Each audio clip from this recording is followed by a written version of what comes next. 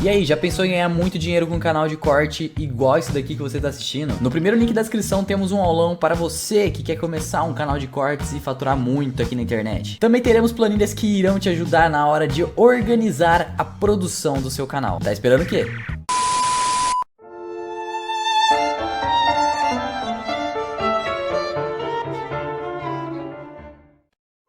E galera, beleza?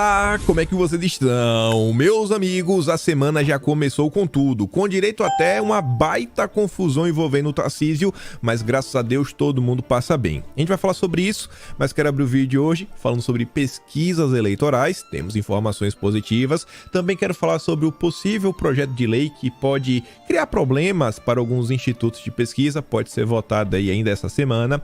Quero também falar sobre apoios políticos, falar o que está acontecendo no estado de São Paulo, Minas Gerais, norte do país, enfim, no primeiro tópico tem muita coisa pra gente comentar e ainda o apoio do povo para Bolsonaro.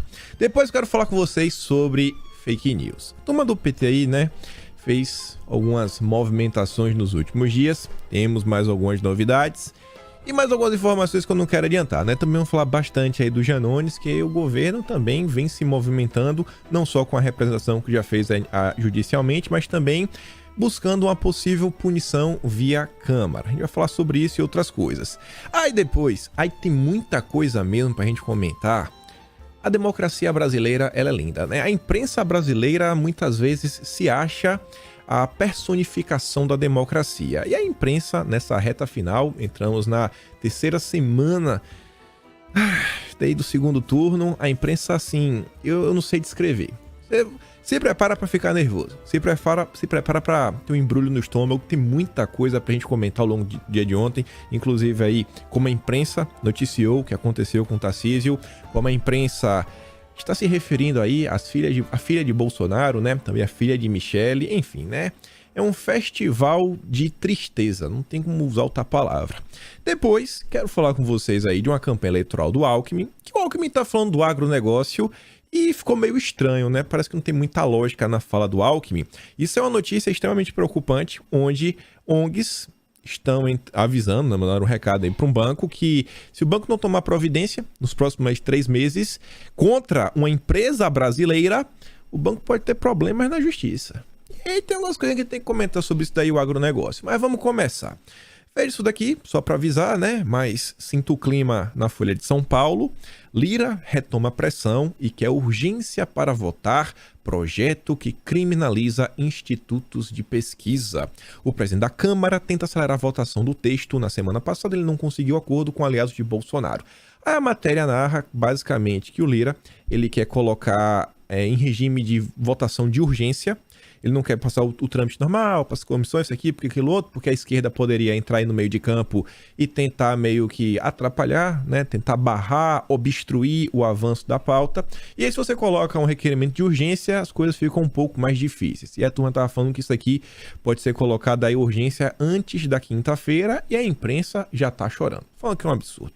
A Mônica Bergman me falou, inclusive, da fala, já imaginou como seria com a imprensa e os institutos de pesquisa censurados, Bolsonaro com esse discurso contra a democracia brasileira, aquela ladainha de sempre, né? Mas vamos observar, vamos ver as movimentações disso daqui. Eu acho que esse projeto de lei, caso ele seja aprovado, pode fazer com que alguns institutos de pesquisa tenham um interesse de acertar um pouquinho mais, ter um pouco mais de cautela na hora de divulgar dados, informações, mas enfim. Aí vejam só, ontem saiu o IPEC, né? Ex-Ibope, precisa do coração aí do Lula. Lula tem a menor vantagem sobre Bolsonaro no segundo turno. Ou seja, se a menor de todas, ou Lula tá caindo, ou Bolsonaro tá subindo, ou as duas coisas, Lula cai e Bolsonaro sobe.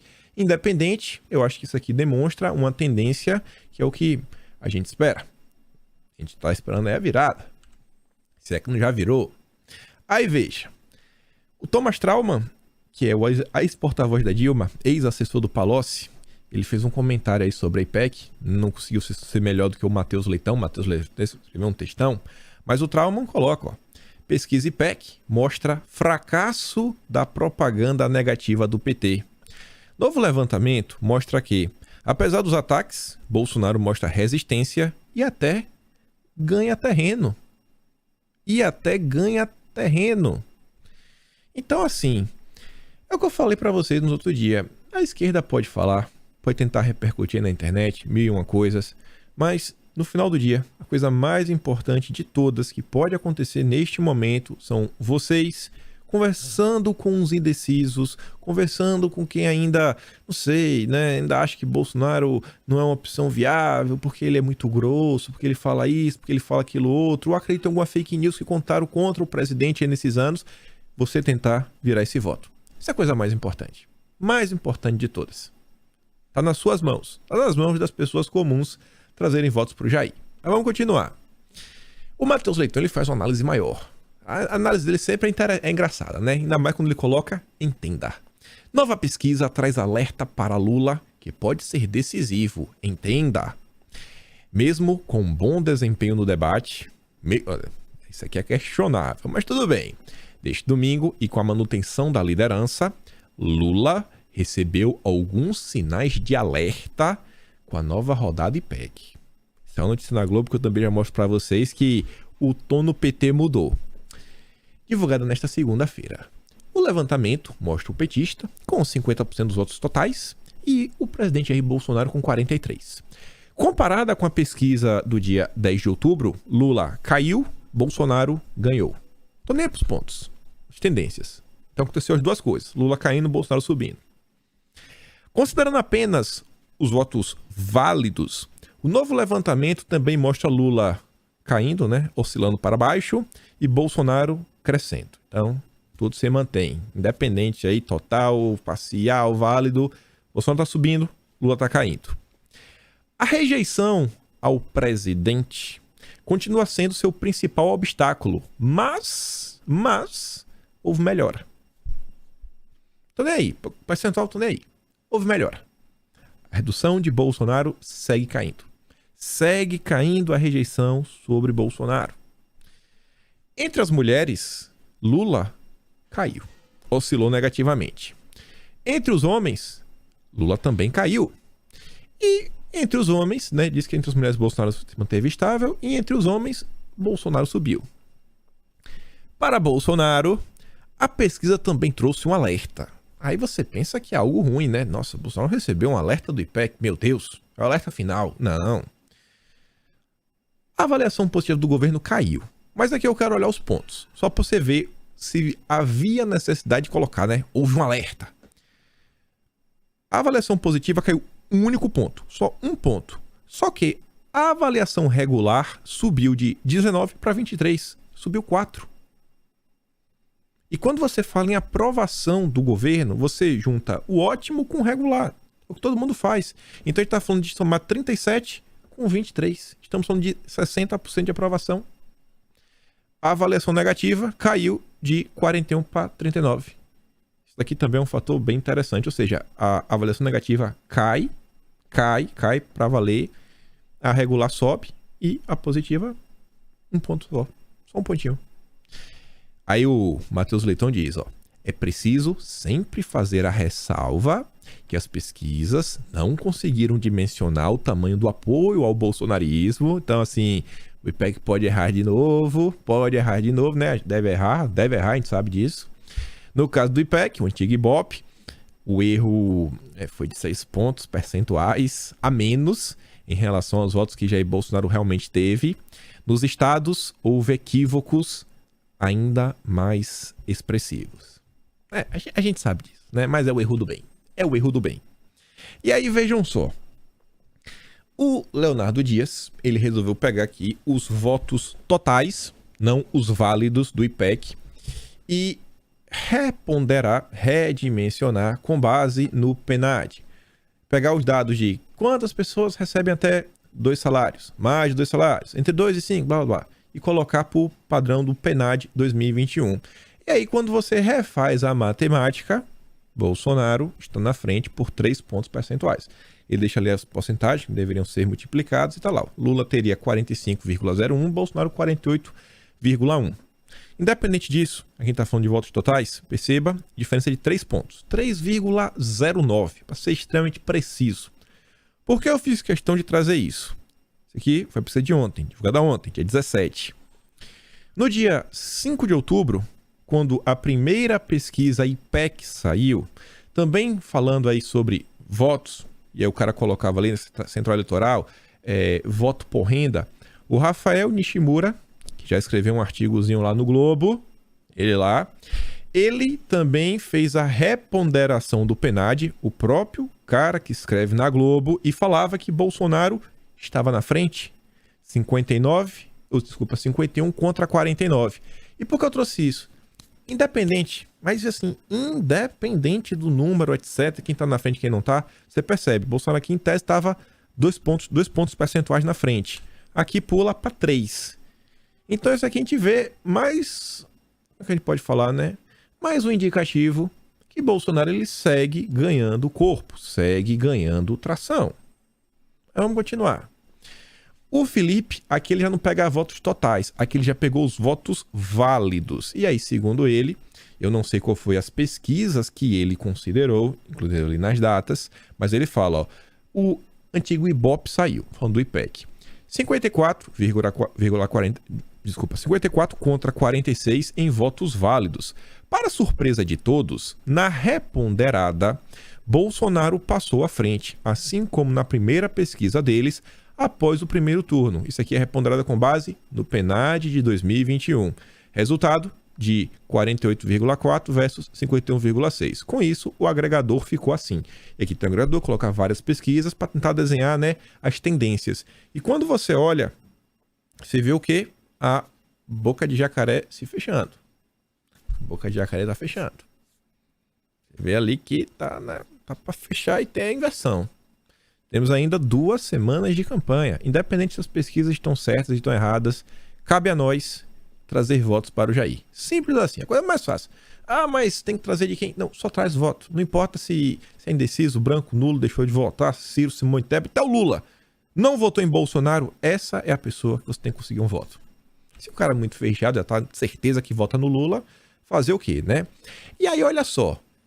Essa é a primeira notícia desde que começou as eleições que se fala em segurar o jogo.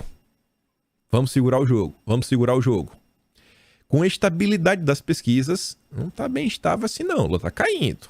Campanha de Lula foca em segurar a vantagem. Lula, que já vem num teto desde que a campanha iniciou, ele não consegue passar esse teto. Lula agora já entrou no modo segura a vantagem. Vamos segurar a vantagem. A campanha de Lula avalia que sua principal missão até o dia da eleição é segurar a vantagem. Se você está tentando segurar a vantagem, é porque outro candidato está aí, né? Quem sabe está crescendo. Que o petista tem mostrado nos levantamentos. A pesquisa IPEC desta segunda-feira mostra estabilidade. Lula tem 50, Bolsonaro 43, oscilando um para cima, Lula oscilando um para baixo. Mas independente. Olha o tom que está começando a aparecer. Isso no primeiro dia da terceira semana do segundo turno. Continuando, um dado aqui que eu achei interessante. Colocar aqui votos por região e um comparativo com a pesquisa anterior. No Nordeste, mostra o Lula perdendo 2 pontos e Bolsonaro ganhando 2. Então, o Bolsonaro consegue aí, quem sabe, né, vem conseguindo realmente uma reação no Nordeste. No Centro-Oeste e Norte, a mesma coisa, nem subiu nem desceu. No Sudeste, Lula segue desidratando, Bolsonaro ganhando 2. E no Sul, coloca que o Lula ganhou e Bolsonaro perdeu uns votinhos. Só que você para e pensa, onde é que está, neste momento, o principal foco da campanha de Bolsonaro? Não está no sul do Brasil. Tá, não tem como negar. Minas Gerais, São Paulo e dando rolê no Nordeste. Então, se você para e pensa que os apoios que Bolsonaro vem recebendo, as andanças dele, os comícios que ele vem fazendo, olha nas regiões, você vê que está começando a surtir algum tipo de efeito. Se esses números realmente baterem, tiverem certos, etc. Mas a gente consegue ver aqui uma tendência que tem algum lastro na realidade. E aí, esperar para ver. Lembrando que 1% no Sudeste são muito mais votos do que, sei lá, 1% no Sul do Brasil. Você tem os 3 maiores colégios eleitorais no Sudeste. São Paulo, depois Rio de Janeiro, depois Minas Gerais, depois Rio de Janeiro. E aí, falando de São Paulo, ainda não vamos falar da confusão que envolve o Tarcísio. Tarcísio já tem 538 prefeitos e recebe apoio de mais um partido. A campanha do Tarcísio, assim, cada dia que passa vai ganhando mais e mais força, mais e mais força, mais e mais força. Isso é importante porque a gente sabe, o eleitor do Tarcísio, ele tem uma grande tendência, uma tendência absurda de votar em Bolsonaro. Quanto mais forte a campanha do Tarcísio, quanto mais votos o Tarcísio conseguir, ele tem uma tendência também de fortalecer Bolsonaro e enfraquecer, inclusive, o Lula no estado de São Paulo, o maior colégio eleitoral do país. Importantíssimo esse trabalho em São Paulo. Então imagina o tamanho do trabalho que vem sendo feito. Está sendo na conta com apoio do governador do estado e dentre esses prefeitos, o prefeito da capital. O prefeito da capital, da cidade de São Paulo, que sozinha, acho que se você pegar São Paulo sozinha, eu estou em dúvida se São Paulo são 11 ou são 16 milhões de eleitores. Basicamente a Bahia, que é o quarto maior colégio eleitoral do país. Se for 11, se for 16, ainda é sozinha, seria o segundo maior, só perderia para o próprio estado de São Paulo. Então é importantíssimo isso daqui. Continuando. Wilson Lima abre vantagem na disputa pelo governo do Amazonas. Aqui, assim, olhando também uma tendência, uma certa lógica da vida, o Wilson Lima, ele cresceu acima da margem de erro, isso é inegável, essa é a diferença entre os candidatos. Você vê, o Lima tem 53 contra 39 do Eduardo Braga. Há uma semana ele liderava por 48-40, ou seja, o Braga caiu 1 ponto e o Lima subiu 5. São 6 pontos de diferença, isso acima de qualquer margem de erro. O aumento da margem de erro de 8 para 14 pontos é acima da margem de erro, irmão. E aí, fala, né, nos votos válidos, Lima chega a 58 contra 42 de Braga. E por que isso aqui eu achei relevante trazer para vocês? Porque no estado do Amazonas, o Wilson Lima, ele está apoiando o Bolsonaro. Ele já declarou apoio, ele esteve com o Bolsonaro em Brasília após o primeiro turno. Então é mais um candidato de Bolsonaro que está se fortalecendo. Então também temos uma tendência, quem sabe, o Bolsonaro ganhar uns votinhos a mais no estado do Amazonas. É uma tendência. Tem que vamos saber aí dia 30. Vamos saber dia 30. E aí o Zema segue. Rapaz, o Zema tá mil. O Zema tá que tá. Tô gostando de ver. Olha isso aqui. Que merecem ser respeitados e que precisam lembrar a tragédia que foi PT em Minas. Então nós temos...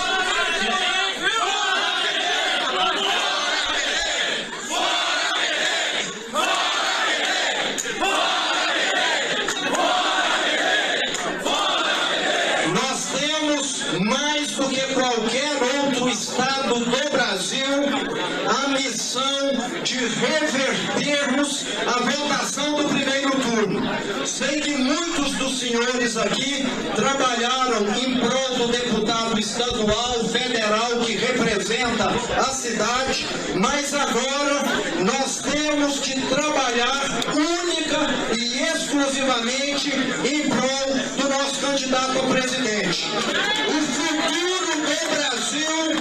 O futuro do Brasil está aqui nas mãos das pessoas que estão nessa sala aqui hoje. O que acontecer no Brasil nos próximos anos depende daquilo que nós fizermos nos próximos 15 dias. Precisamos trabalhar arduamente, pedir voto a voto, refrescar a memória do mineiro de como foi trágico a gestão PT aqui. E lembrar também como foi trágico aquelas pessoas que eles estão escondendo. Cadê a Dilma na campanha do presidente Lula? Cadê o Pimentel aqui de Minas na campanha do presidente Lula? Sumiu também. Então, fica muito claro, eles não mostram aquilo que fizeram, mostram só a mentira que tanto fazem. Conto com vocês, dia 30, Deus de colocar esse homem à presidência. Fiz questão de mostrar todo esse discurso, porque eu achei importantíssimo. Ele diz, pessoal, sei que no primeiro turno, muitos de vocês trabalharam pelo estadual, pelo federal da cidade, aqui da região. Porque tem isso, aquele redutozinho de voto, E às vezes esse cara, assim, ele trabalha para a região, ele vai ajudar aquele prefeito no futuro. Só que, beleza, o cara tá eleito, irmão. Tá eleito, você é prefeito, você é vereador, você tá aqui, você tá no homem a homem. Agora, beleza, passou, bola pra trás, é daqui pra frente. Vamos com Jair. Jair. Voto a voto. Voto a voto. Minas Gerais, segundo maior colégio eleitoral do país. Evento religioso e viagens a Minas Gerais e Rio de Janeiro marcam semana de Bolsonaro. Jair Bolsonaro tem cumprido uma pesada agenda de campanha neste turno. Segundo turno, e tá aí. E no primeiro também, o homem não para, o homem não dorme. E aí, falando de Minas Gerais, vou até mostrar aqui o vídeo, né? Se liga aqui. Aí. Isso aqui é bom mostrar. Tem que mostrar porque só o printzinho pequeno que eu coloquei aqui não dá pra mostrar a verdadeira imensidão. Se liga.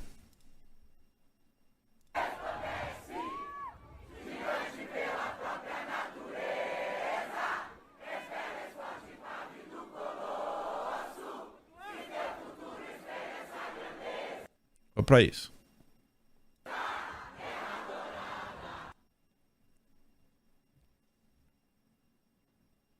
Tirar, né? Porque do jeito que tá hoje em dia, tem tanta direito autoral que só o pessoal cantar o hino é capaz de falar direito autoral do hino brasileiro. Não duvide de nada.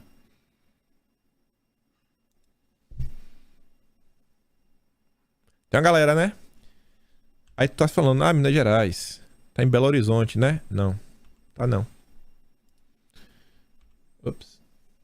Isso aí foi em Conselheiro Lafayette. Tem uma galerinha, né? O Eduardo Poste fala, agora há pouco estivemos em Conselheiro Lafayette, interior de Minas. Mas ainda já virou, mas o trabalho só para dia 30. Vamos influenciar todos em nosso meio social, contra minhas regras, contra a liberação de substâncias que não dá, e para proteger nossas crianças. É Bolsonaro 22. E aí tá lá o Eduardo junto com o Bruno Engler e também o Nicolas. E para por aí? Não. É muito bonito, é muito bacana. Você tem aí, né, um grande comício, esses nomes todos famosos, mas, assim, na boa, é isso daqui, no final do dia, o que realmente enche meus olhos. Pessoas comuns. Esse aqui é um vídeo do Ronaldo Brito, nunca vi na minha vida, mas o cara tá lá, ele fez um videozinho filmando, ele tá na rua, botou a camisa do Brasil, pegou uns panfletinhos e ele mostra lá o vídeo dele conversando com as pessoas. E engraçado é que tem pessoas panfletando pro PT, ele tá lá panfletando pra Bolsonaro. E não é boa na educação, sem querer procurar confusão, procurar nada. Esse aqui é o trabalho. Eu tenho certeza que assim como o Ronaldo, que não sei se o Ronaldo é o cara do vídeo, que eu li tá ali, ó, Lintz Felipe, deve ser Felipe Lintz, acho que o Ronaldo só deve ter postado, mas esse rapaz aí do vídeo, deve ser o Felipe Lintz, eu acho que esse aqui é o grande exemplo para ser replicado, que uma parte de vocês deve estar fazendo. E para por aí? Não. A agenda de Bolsonaro dá muito cheia. No dia de ontem, Bolsonaro também recebeu apoio aí de um grupo de pessoas que conversa com milhares de pessoas. E é sempre bom, né? O apoio. Tava lá com o Leonardo, tava com o Gustavo Lima, tava com o Chitãozinho. O Leonardo até diz, ó, Brasil acima de tudo, Deus acima de todos. Estamos com vocês aí, Bolsonaro. Aqui é uma foto de outro ângulo. Tem outros cantores aí, sertanejos. Também teve o vídeo ontem do Bruno, da dupla Bruno e Marrone, cantando Capitão do Povo. E tá, galera. Aí fizeram live, abriram aí os seus Instagrams, etc. Inclusive, é uma postura relativamente que causa um certo risco para eles, né? Nesse mundo, 2022, cancelamento, perseguição. Você tem que ter realmente coragem hoje em dia, sendo famoso, de apoiar Bolsonaro. Porque a imprensa vai tentar te destruir. Vai tentar te destruir. Só sobre esse apoio, tinha uma coisa que eu queria comentar assim, de forma bem rápida.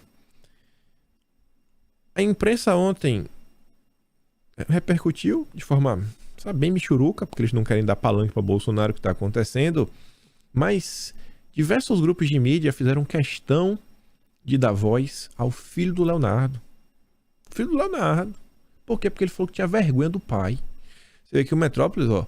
João Guilherme reprova a atitude de Leonardo e massacra o próprio pai em textão público. Me enjoa. Imagina você falar de seu próprio pai, bicho. Seu próprio pai te sustenta. O Rodney diz, ó, de um lado um pai, artista renomado, veio do nada, construiu e mantém com brilho uma carreira de mais de 3 décadas, trabalhador, simples e que gera empregos. Do outro lado, o filho lacrador, né, 19 anos, sem nenhum carimbo na carteira de trabalho. E agora, né, tô em dúvida em qual lado eu fico. E a coisa é tão feia que a mãe do menino, até a Poliana, ela vem e fala: como isso me chateia, a que ponto chegamos? João Guilherme, por favor, respeite o seu pai e sua escolha. Sempre te tratamos com muito amor, ele honrou suas obrigações de pai, pagou pensão até os seus 18 anos corretamente, viagens, tudo que você precisou. Você sempre foi acolhido por nós com amor e carinho. Ele é um homem do bem, querido e amado, e não merece passar por isso. Repense suas atitudes. Uma relação de pai e filho deveria ser maior que qualquer coisa nesse mundo. Só quem não tem pai sabe valorizar isso. Eu creio. Que pena. Independente, você querer humilhar seu pai, isso é um absurdo. Isso é um absurdo. E o engraçado é que ele é de esquerda, né? Ganhou holofote aí de todo mundo, compartilhado aí, toda a turma verificada, falando. É um absurdo. É um absurdo. Para defender o Lula.